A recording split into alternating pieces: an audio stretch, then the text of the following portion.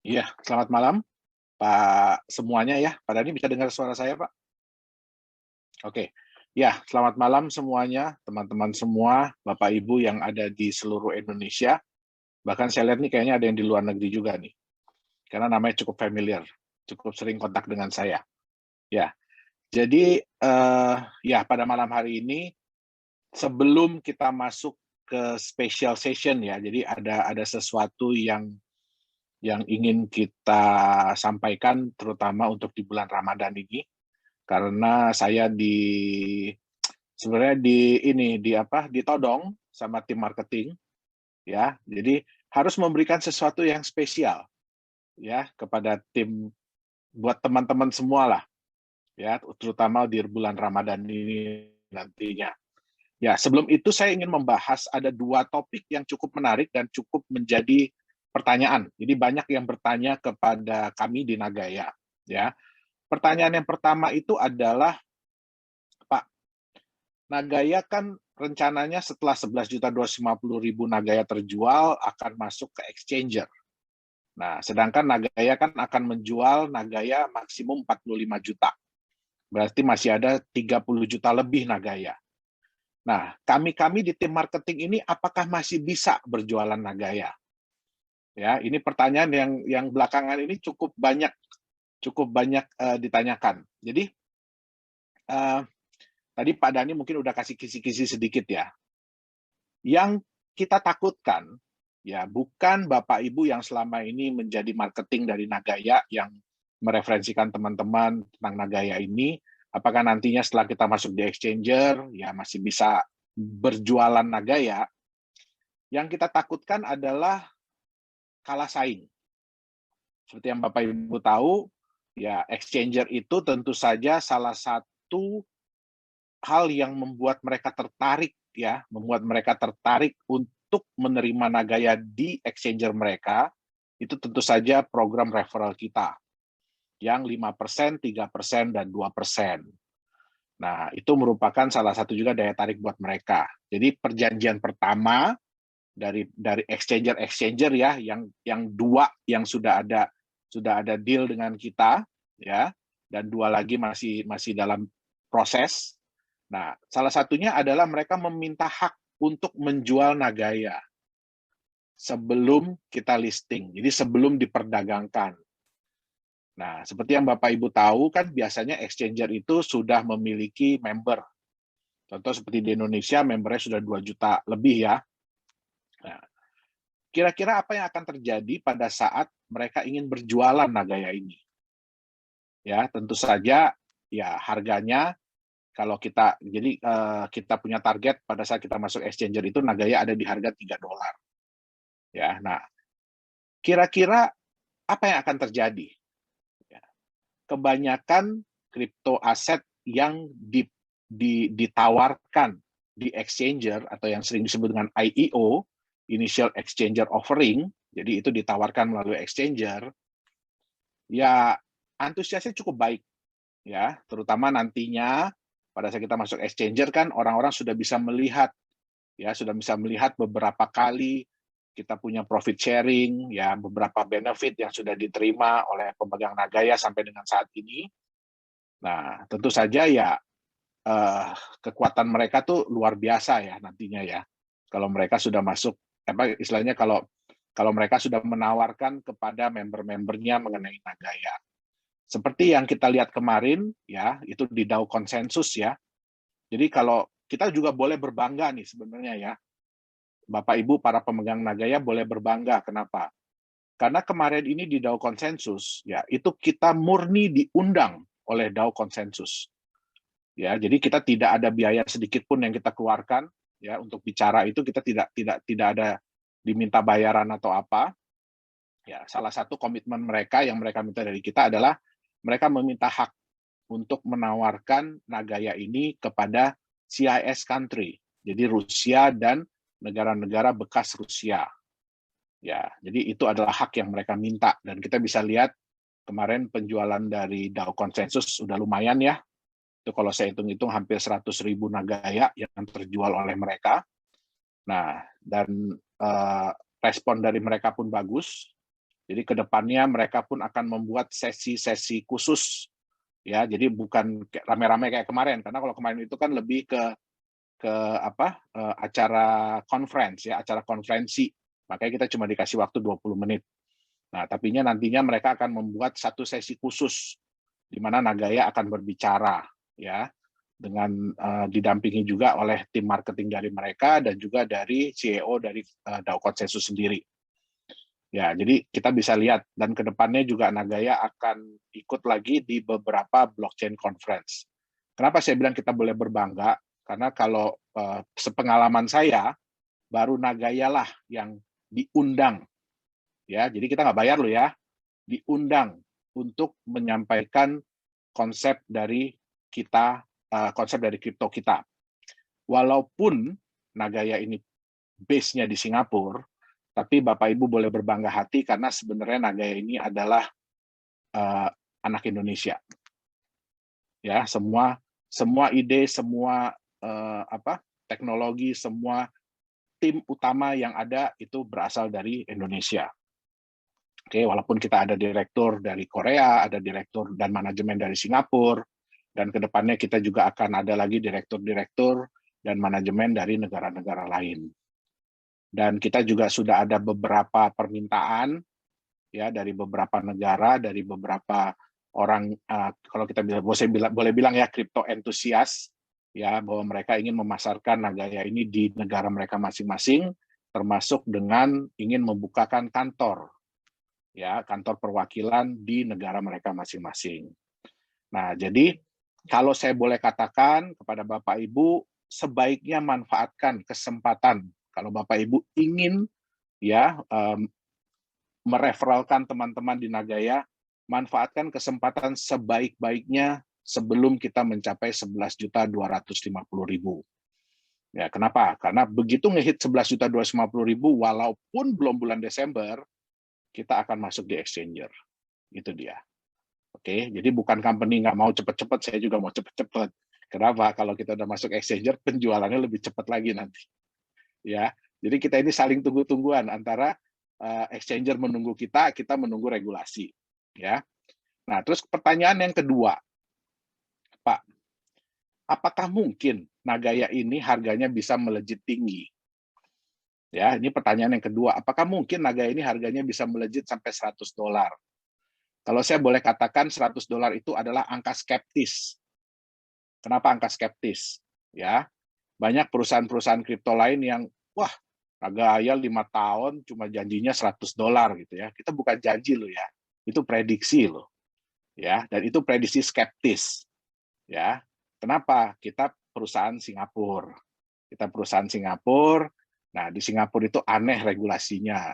Jadi kalau kita ingin memberikan istilahnya proyeksi, itu nggak boleh yang proyeksi tinggi dengan tingkat kemungkinan rendah.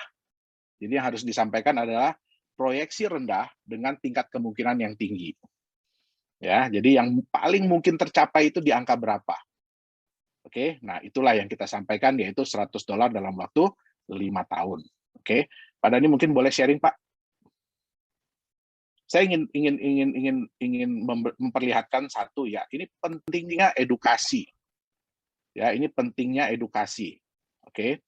Kenapa pentingnya edukasi? Mungkin Bapak Ibu bisa lihat ya, ini salah satu koin yang di-backup oleh emas. Ya. Dan ini chart dari exchanger nomor 1 di Indonesia. Ya. Bapak Ibu bisa lihat, pada waktu koin ini masuk di exchanger, ya, dari harganya yang sekitar 900 ribuan, tiba-tiba dalam waktu, ya mungkin dalam beberapa jam ya, melejit sampai 250 juta. Ya, melejit dalam waktu sampai 250 juta. Terus turun drastis. Kenapa? Banyak orang yang pada saat membeli kripto itu tidak mempelajari dulu apa sih ini, bagaimana sih konsepnya, ya. Sedangkan jelas-jelas di websitenya dan jelas-jelas di white paper-nya dikatakan bahwa satu token mereka di-backup oleh 1 gram emas selama-lamanya. Ya. Nah, jadi bagaimana mungkin Bapak Ibu punya sertifikat emas nih, Ya, sertifikat ini walaupun bentuknya digital, tapi nilainya 1 gram emas. Ya. Bagaimana mungkin orang mau membeli di harga 250 juta untuk sertifikat emas seberat 1 gram selama-lamanya. Ya, sehingga akhirnya apa? Ya, apa istilahnya, hype ini cuma terjadi dalam waktu beberapa saat. Setelah itu apa yang terjadi? Harganya langsung jeblok. Ya, harganya langsung jatuh. Nah, ya Pak, kan lumayan Pak kalau buat yang masuk-masuk di awal, ya kan yang masuk-masuk di awal kan lumayan.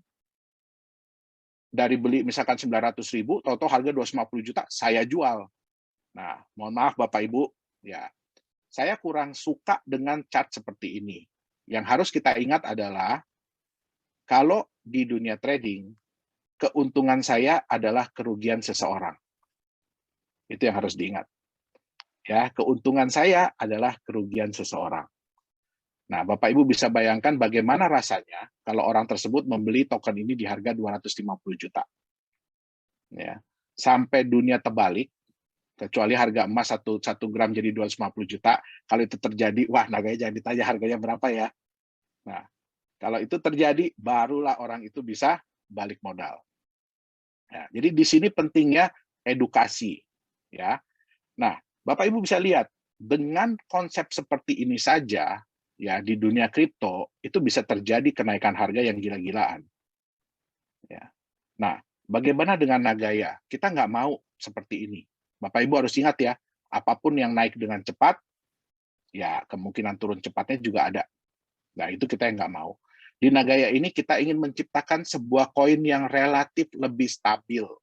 Jadi nggak bikin deg-degan, nggak bikin jantungan harganya. Ya, dengan kecenderungan selalu meningkat. Nah, bagaimana caranya? Ya, paling gampang. Ya, di Nagaya ini, Bapak Ibu harus ingat, di koin-koin lain, Bapak Ibu itu baru dapat keuntungan setelah harganya naik. Ya, kalau harga koin yang Bapak Ibu pegang naik, baru Bapak Ibu dapat keuntungan. Di Nagaya, dengan memegang Nagaya, Bapak Ibu sudah bisa mendapatkan benefit. Ya, benefit dalam bentuk apa? Jumlah emasnya bertambah dan mendapatkan profit sharing. Oke. Nah, kalau kita asumsi Nagaya sudah masuk di market. Oke. Apa yang terjadi dengan harga Nagaya di market kalau ya perusahaan umumkan tanggal sekian kita akan bagi profit sharing dari proyek nomor 1. Apa yang akan terjadi Bapak Ibu? Ya. Yang akan terjadi adalah market akan positif. Jadi harga pasti akan naik. Itu sudah pasti. Ya. Nah, yang kemudian kalau itu kita punya 1 proyek, berarti Nagaya bisa bagi profit sharing 1 bulan 1 kali. Kalau kita punya 2 proyek, jadi 2 kali dalam sebulan harga Nagaya pasti naik. Bagaimana kalau Nagaya punya 10 proyek? 3 hari sekali Bapak Ibu bisa melihat, semua orang seluruh dunia bisa melihat bahwa, emas saya nambah ya. Setiap orang yang megang Nagaya dapat profit sharing ya. Nah, apa yang akan terjadi dengan harga market? Nah, bagaimana kalau Nagaya punya 30 proyek? Nah, tapi tentu saja Bapak Ibu harus ingat, ya, kalau Bapak Ibu ingin mempunyai aset yang stabil, yang aman, ya itu semua butuh waktu. Dan saya yakin 5 tahun itu bukan waktu yang lama. Ya, kita aja nggak kerasa Naga ini udah 2 tahun, udah 2 tahun lebih, hampir 3 tahun. Ya, saya rintis. Nah, oke. Jadi untuk kita menunggu ya 5 tahun lagi, tapi dengan kenaikan yang 100 kali lipat, saya rasa sih itu bukan waktu yang lama. Ya. Nah, mungkin Pak Dhani kita buka beberapa pertanyaan dulu Pak Dhani, sekitar, karena udah lumayan lama nih. Ya, mungkin buka 3 pertanyaan. Setelah itu saya akan sampaikan apa kejutan, bukan kejutan sih ya, ya kejutan juga kali ya. Kejutan, Ya, soalnya belum ada yang selama tahu bulan nih. Ramadan ini. Oke, nah mungkin untuk mempersingkat waktu, ya kita sekarang akan buka 3 pertanyaan saja ya. Iya, Pak, sorry, suara saya kedengaran tidak? Suara saya kedengaran? Tes? Kedengaran. Oke, sorry, internet kita sering up and down ya. Mohon maaf, memang internet di Jakarta ini lagi kurang baik. Oke, mungkin kita buka 3 pertanyaan kali ya Pak Yohanes ya, agar Ya. mempersingkat waktu, kemudian kita masuk ke special session. Oke. Ya. Pertanyaan, nah hari ini yang jawab langsung Pak Yohanes nih ya. Jadi kalau ada pertanyaan silahkan ya, silahkan kirim ke chat. Tapi memang kita nggak bisa jawab semuanya. Oke, pertanyaan pertama yang sudah ditanyakan Pak. Nanti Nagaya akan masuk di market mana saja Pak? Terima kasih banyak, sukses selalu untuk Nagaya. Oke, baik. Jadi ini juga satu dilema ya buat kita ya. Bukan kita nggak mau umumin, kita mau umumin. Yang sudah pasti itu adalah satu market di Australia dan Singapura, ya, karena mereka beroperasi di 2 negara, dan satu lagi itu market di Rusia. Oke, kita tidak boleh menyebutkan nama Bapak Ibu. Kenapa? Karena mungkin Bapak Ibu ya tahu ya, ada beberapa kripto yang bilang bahwa oh mereka akan masuk di sini, di sini, di sini, di sini, di sini, di sini, di sini, di sini, di sini, tapi dalam kenyataannya habis itu mereka hilang. Ya, jadi kalau exchanger sekarang, ya mereka itu sudah membuat non-disclosure agreement. Jadi kita tidak boleh mengumumkan ya siapa exchanger yang akan dimasuki sebelum mereka yang mengumumkan. Ya, jadi ya harap maklum, kita tidak bisa kasih tahu ya, karena jangan sampai kita kasih tahu habis itu kita dibatalin untuk masuk di sana. Oke, jadi suatu saatnya nanti ya mereka pasti akan umumkan. Ya, itu dia. Oke, ya jadi sudah tanda tangan non-disclosure agreement dan nggak akan kita yang announce ya Pak Yohanes ya, akan mereka yang announce nanti. Mereka ya? Yang akan announce ya, karena berdasarkan pengalaman buruk mereka lah. Banyak ya kripto-kripto yang kita tahu lah ya, di Indonesia juga banyak mengklaim bahwa oh mereka akan masuk Binance, akan masuk ini, masuk itu, masuk segala macam. Ya hanya untuk membuat orang-orang FOMO ya, fear of missing out, jadi takut ketinggalan. Tapi dalam kenyataannya setelah itu bahkan belum masuk exchanger pun koinnya udah hilang. Ya. Itu dia. Ya. Oke. Pertanyaan selanjutnya Pak. Menurut Pak Yohanes dan Pak Dani, ya ini menurut Pak Yohanes ya, apakah mungkin harga Nagaya ini melewati harga BTC? Pertanyaan yang menarik Pak. Ya, kita sih belum bisa bilang ya, tapi berilah kami waktu untuk membuktikan. Itu dia. Ya, bagi saya begini Bapak Ibu ya, seringkali banyak cryptocurrency yang memberikan prospek harga ya, jadi kayak proyeksi harga. Tetapi pertanyaannya satu, masuk di akal nggak cara company tersebut untuk mencapai harga sekian? Nah, ya di Nagaya ya kita berusaha keras ya nantinya ya, sebisa mungkin ya proyek-proyek itu kalau bisa untungnya tambah lama tambah besar dan tambah banyak proyek, sehingga Bapak Ibu yang megang Nagaya kan tambah sayang ya, eman-eman istilah kata orang Jawa, eman-eman dijual, jadi sayang-sayang dijual kalau harganya murah, betul nggak? Sedangkan kalau saya simpen, ya kan, saya dapat profit sharing dan lain-lain. Dan harus diingat Bapak Ibu ya, harus diingat. Bapak Ibu punya Nagaya itu adalah bukti kepemilikan emas dan hak atas profit sharing. Jadi jangan lupa ya, bukan berarti Bapak Ibu beli, terus Nagaya dikasih ke orang, Bapak Ibu tetap dapat hak. Tidak. Siapa yang memegang Nagaya, siapa yang memiliki Nagaya, hak emasnya dan hak profit sharing-nya punya dia. Itu harus diingat. Ya. Dan Nagaya jumlahnya terbatas. Jadi berapapun proyek yang Nagaya jalankan, berapapun profit yang dihasilkan, hanya dibagi kepada Nagaya yang ada. Mungkin tadi Pak Dani belum cerita ya Pak Dani ya, bahwa Nagaya ini bisa berkurang ya Bapak Ibu ya, harus diingat. Nagaya ini bisa berkurang. Ya, dan target company dalam 10 tahun ke depan, 20 tahun ke depan hanya tinggal 10 juta Nagaya. Ya, nah, saya nggak peduli Bapak Ibu, mohon maaf ya, saya nggak peduli 50 tahun lagi cuma tinggal 100.000 Nagaya, tapi mungkin satu Nagaya 100 juta dolar. Ya, seneng nggak? Nah, itu dia. Oke. Ya, jadi kalau memang Bitcoin dalam waktu berapa ya ini ya, 11 tahun, 12 tahun ya, mencapai nilai 57.000 dolar, ya berikanlah waktu 12 tahun buat Nagaya. Nanti sama-sama kita lihat berapa nilainya.